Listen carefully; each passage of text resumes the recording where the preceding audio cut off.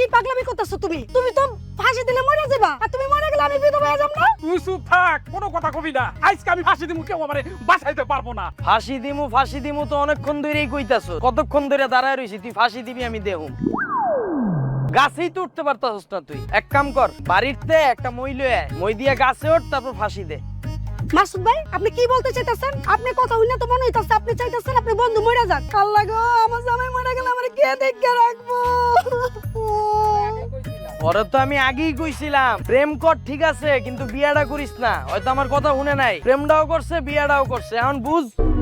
সময় নষ্ট করিস না, গাছে ওঠ, ফাঁসি দে। আমি আমার জীবনে কোনোদিন আমার লাইফ সামনে দেখি নাই কেউ ফাঁসি দিছে, খালি শুনছি, দৌড়ে আইছি, দেই লটকে রইছে। তুই ফাঁসিটা দে, আমি অভিজ্ঞতা লই, জীবনের সব ধরনের অভিজ্ঞতা লওয়ার দরকার আছে। আরে কি করতেছেন সিদ্দিক ভাই?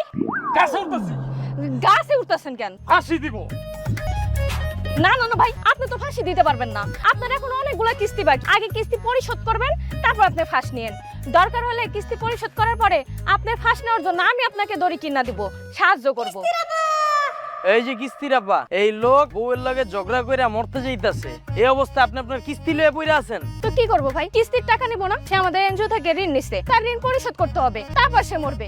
ঋণ পরিশোধ করার আগে সে মরতে পারবে না, কারণ আমি তাকে মরতে দিব না, বুঝতে পারছেন? এই যে সিদ্দিক ভাই, কথা বাড়াইলে আপনি আমার কিস্তির টাকা দেন। কাণ্ডকার কথা দেখে তো আমি অবাক হয়ে যেতেছি আপা। আপনি তো আমার মইরা গিয়েও শান্তিতে থাকতে দিবেন না। আমি যদি আমি ফাঁসি দিয়ে মইরা যাই, আপনি তো আইসা বলবেন যে সিদ্দিক ভাই কই কবরে, উঠে আসেন, আমার কিস্তির টাকাটা দেন। আপনার আমি বুঝা গেছি আপা।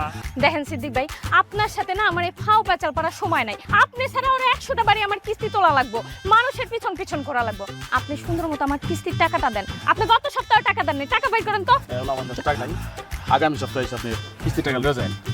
দেখেন সিদ্দিক ভাই, গত সপ্তাহে আপনি একই কথা কইছেন। এই সমস্ত ভুগি চুগি কথা কয়ে কিন্তু লাভ দেয়। কিস্তির টাকা বাই করেন, আমার কিস্তি দেন। কইলাম তো আমার কাছে টাকা নাই, যদি টাকা না থাকে আমি কই থেকে দেবো কোনটা? টাকা নাই ভাবি, দড়িটা ধরেন তো। এই কি করতেছেন আপনি?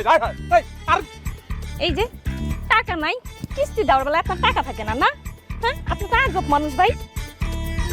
দেখেন সিদ্দিক ভাই, পরের সপ্তাহে টাকাটা জন্য সুন্দর মতো রেডি থাকে, নইলে কিন্তু খবর আছে। এই বেটা মারাত্মক জিনিস, কিস্তির আপায়। ফাঁসি